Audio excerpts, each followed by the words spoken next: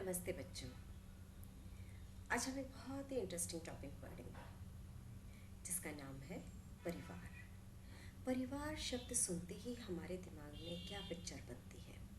हमारे दिमाग में हमारे पेरेंट्स यानी कि हमारे पापा मम्मी और साथ में हमारे भाई बहन आते हैं, जिनके साथ कि हम हंसी खुशी मिलजुल कर एक साथ एक छत के नीचे रहते हैं, सुख दुख आपस में बांटते हैं, साथ में खुश होते हैं, एंजॉय करते हैं। बिल्कुल सही बात है बच्चों। परिवार का हम जैसे ही नाम लेते हैं, हमारे दिमाग में एक हंसता खेलता सो का एक रूप सामने आता है।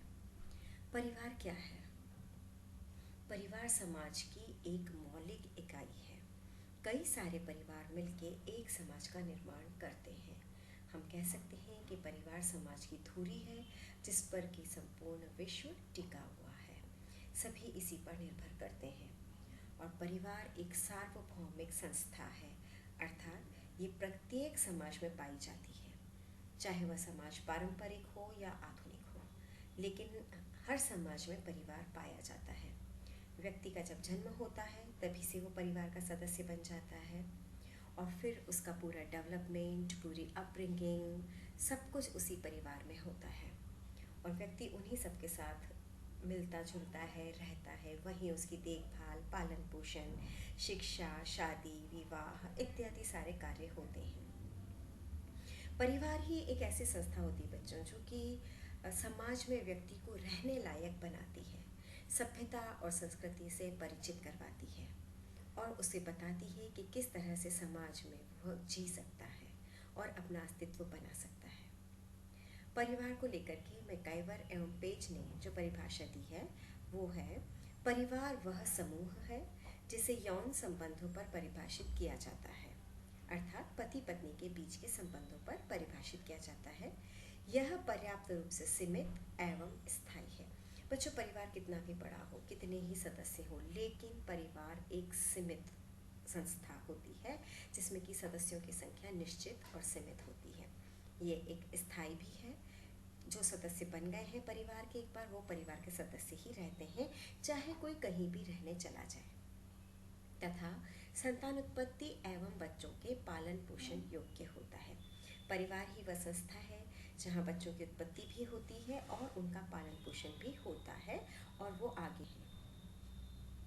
परिवार को लेकर के ही वर्गीस एवं लोक ने अपनी एक परिभाषा दी है कि परिवार विवाह, रक्त या गोद लेने संबंधी बंधनों से संबंधित व्यक्तियों का समूह है। नाम से ही समझ में आ रहा है, विवाह जो कि पति पत्नी का, एक पुरुष और स्त्री का विवाह होता है और वो पति पत्नी के संबंध में परिणत होता है। रक्त, जब परिवार में बच्चों का आगमन होता है तो बच्चों का जो माता पिता से रिश्ता होता है वो रक्त के द्वारा संबंधित होते हैं। जब कभी परिवार में स्वयं के बच्चों का आगमन नहीं हो पाता है, ऐसी परिस्थिति में परिवार जिन बच्चों को गोद लेते हैं वो उनके परिवार का एक अभिन्न अंग बन जाते हैं। तो एक परिवार विवाह, रक्त या गोद लेने संबंधी बंधनों से संबंधित व्यक्तियों का ऐसा समूह है जो एक गृहस्थी का निर्माण करते हैं। और पति पत्नी जो कि विवाह के बंधन के द्वारा बनते हैं, माता पिता, पुत्र पुत्री, भाई बहन के रूप में अंतः क्रिया करते हैं, यानी कि आपस में सामंजस्य और प्यार के साथ रहते हैं और अपने अपने सामाजिक कार्यों को करते हुए एक सामान्य संस्कृति का निर्माण करते हैं। ये थी बच्चों वर्गीस एवं लोक की परिभाषा जो कि उन्होंने परिवार को लेकर के दी थी। और आगे हम ये कह सकते हैं कि परिवार व्यक्तियों का एक ऐसा समूह है जो आपस में विवाह, रक्त या गोद लेने के आधार पर एक दूसरे से संबंधित रहते हैं, ठीक है, तथा एक समान गृहस्थी का निर्माण करते हैं।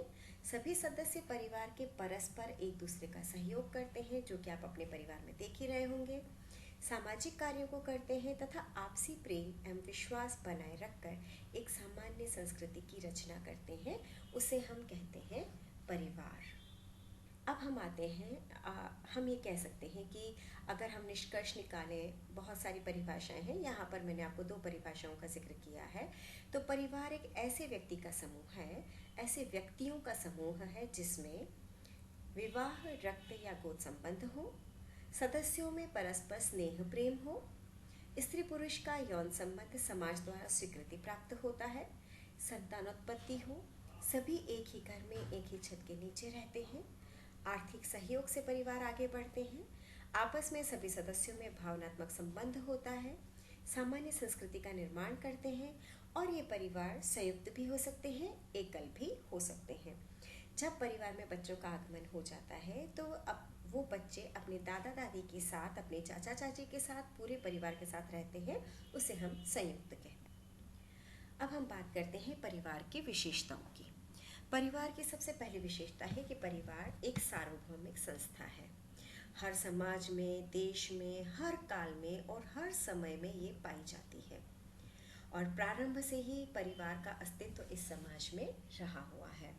हम ये कह सकते हैं कि परिवार एक अक्षुण्ण संस्था है जो कि कभी खत्म नहीं होती। जब व्यक्ति का परिवार में जन्म होता है तभी से वह उसका सदस्य बन जाता है। दूसरी विशेषता है सीमित आकार। परिवार का आकार सीमित होता है, छोटा होता है। एकल परिवार में तो क्या होता है बच्चों, पति पत्नी और उनके बच्चे रहते हैं, लेकिन संयुक्त परिवार में पति पत्नी, उनके बच्चों के साथ चाचा चाची, दादा दादी, पुत्र पुत्रियां, पोते पोतियां, यानी कि उसी परिवार से संबंधित सभी लोग रहते हैं, तो इसको हम संयुक्त परिवार कहते हैं। परिवार में आपस में भावनात्मक संबंध होता है। वो रिश्ता चाहे विवाह का हो, गोद लेने का या खून के रिश्ते, कैसे भी रिश्ते हों, आपस में भावनात्मक संबंध कूट कूट कर भरा हुआ होता है।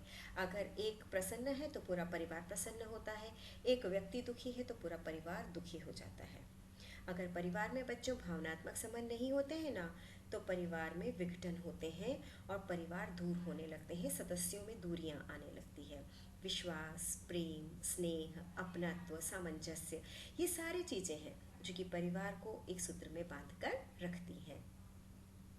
माता पिता अपने बच्चों का पालन पोषण करते हैं बहुत प्यार से, बहुत अच्छे से, सेवा, त्याग, सहानुभूति, बलिदान, और फिर बच्चे बड़े होकर के अपने माता पिता का और बुजुर्गों का सम्मान करते हैं। यही भावनात्मक संबंध है।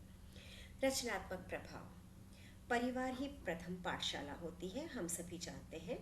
परिवार के अपने धर्म, संस्कृति, मूल्य, लक्ष्य, स्तर, जीवन दर्शन, रीति रिवाज, संस्कृति, सभ्यता सभी अलग अलग होते हैं और ये परिवार एक पीढ़ी से दूसरी पीढ़ी में हस्तांतरित करते रहते हैं और परिवार के सभी सदस्य इन्हें अपनाते हैं।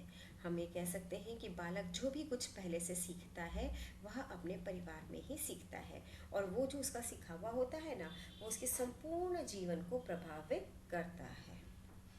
जैसे हॉलमिस ने कहा है कि अच्छा जन्म पाना सभी सौगातों में से सबसे अच्छी सौगात है।